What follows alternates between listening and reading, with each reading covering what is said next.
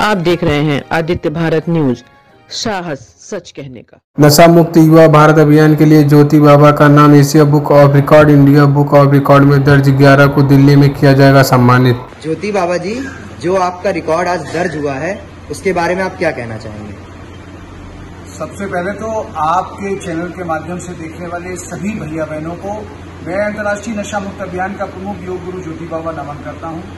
मेरे साथ प्रदेश सोसाइटी योग ज्योति इंडिया के संयोजक और स्काउट एंड गाइड के देश के कार्यवाहक आयुक्त आदरणीय आरसी शर्मा जी और कई सारे लोग इस प्रेस वार्ता में आज यहां पर मौजूद हैं।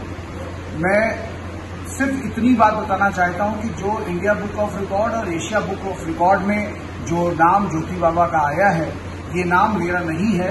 ये मैं समर्पित करता हूं देश के उन तमाम नशा मुक्त सेनानियों को जिन्होंने प्रत्यक्ष और अप्रत्यक्ष रूप से कहीं न कहीं इस आंदोलन में अपनी सहभागिता और अपनी भागीदारी निभाई है। जैसा कि हम सभी लोग जानते हैं कि आज जिस प्रकार से माहौल डेवलप हो रहा है, कानपुर में आज 400 के पार हुक्का बार हो चुके हैं और ऐसा लगता है जैसे कोई अब कोई दूसरा बिजनेस रह ही नहीं गया है और हर एक बिजनेसमैन को एक ही बिजनेस दिखाई पड़ता है कि हुक्का बार खोलो, बार खोलो और शराब की स्पेशल दुकानें खोलो। मैं समझ नहीं पा रहा हूँ कि ये वही गांधी का देश है, ये वही गौतम का देश है, ये राम का देश है, ये कृष्ण का देश है। तो निश्चित तौर से कहीं ना कहीं हम अपनी संस्कृति से, अपनी जड़ों से कहीं ना कहीं कटाव हुआ। हम अपने नौजवानों को, अपने युवाओं को वो नहीं दे सके जिनके कारण पूरे विश्व में हम विश्व के धर्मगुरु के रूप में जाने जाते थे, विश्व के आध्यात्मिक गुरु के रूप में जाने जाते थे। आज हम सब लोगों को मिलकर के अपने कानपुर शहर में, कानपुर शहर किस नाम से जाना जा रहा है दुनिया में कि सबसे ज्यादा जो सर्विकल फाइब्रोसिस कैंसर के जो पेशेंट्स हैं वो कानपुर में है। सबसे ज्यादा प्रदूषण का जो एरिया है वो कानपुर में है और सबसे ज्यादा टीबी और लंग्स के जो रोगी हैं वो कानपुर। इस प्रकार के खिताब लेकर के जो कानपुर वीरांगनाओं की धरती रहा है, जो कानपुर स्वतंत्रता संग्राम सेनानियों की धरती रहा है, जो कानपुर साहित्यकारों कवियों की धरती रहा है, उस कानपुर में अगर इस प्रकार की चीजें निकल करके दुनिया में जाती हैं तो ये उन तमाम सारे बुद्धिजीवियों के लिए सोचने की बात है जो ये सोच कहते हैं कि मैं कानपुर वासी हूं। और हम लोग तो अल्लाह में कहते हैं कि कनपुरिया दुनिया में जो कर सकता है, दुनिया में कहीं चला जाए, अगर वो कनपुरिया है तो अपनी व्यवस्थाएं बेहतर बनाने में वो कामयाब हो जाता है। आपके चैनल के माध्यम से ज्योति बाबा हाथ जोड़ करके निवेदन करते हैं कि ये अभियान, ये जो आपको पुरस्कार मिला है, इस पुरस्कार से इस अभियान को और बल मिलेगा।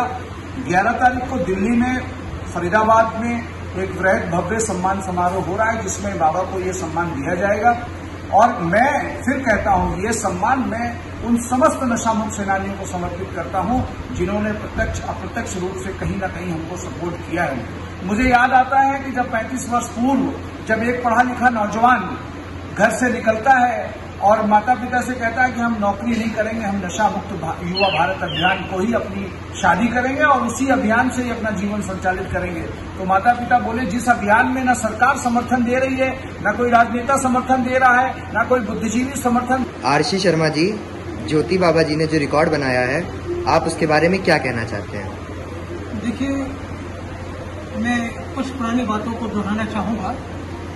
जैसे कि हमारे गौतम बुद्ध थे, तो गौतम बुद्ध ने क्या किया कि किसी एक लक्ष्य को प्राप्त करने के लिए उन्होंने दुनिया को छोड़ा। इसी प्रकार से आप देखिए हमारे माननीय मोदी जी हैं, आप देखिए देश की अखंडता, संप्रभुता और देश को शीर्ष स्थान पर पहुंचाने के लिए उन्होंने सब भर का त्याग किया और वही दर्शन मैं ज्योति बाबा में देखता हूं। ज्योति बाबा ने बहुत शुरू से ही अपने सारे घर बार को छोड़ करके एक मिशन बनाया और ऐसा मिशन जो कि मैं समझता हूं कि मैंने किसी भी शहर में इतना संजीवता के साथ मैंने नहीं देखा।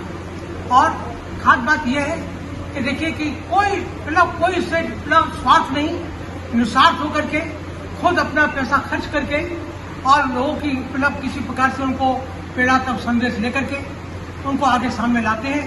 और विद्यालय कानपुर शहर के अंदर या अन्य शहरों में जितने भी विद्यालय हैं उन विद्यालयों में जा जाकर के उन्होंने अपनी इस बात को बताया कि नशे के दुष्प्रभाव क्या है। मगर अफसोस ये है कि इनके इतने प्रयासों के बावजूद भी न कुछ इफेक्ट कहीं दिखाई देता है, लेकिन उसका जो एक अच्छा परिणाम आना चाहिए वो परिणाम आने में देर लगेगा, लेकिन होगा जरूर। मैं तो यही कहता हूं कि घर एक संस्कार पाठशाला है। घर में माता पिता को भी अपने बच्चों की तरफ निगरानी रखनी चाहिए। जहां सरकार का उत्तरदायित्व है वहां हर घर का कर्तव्य है, हर माँ बाप का कर्तव्य है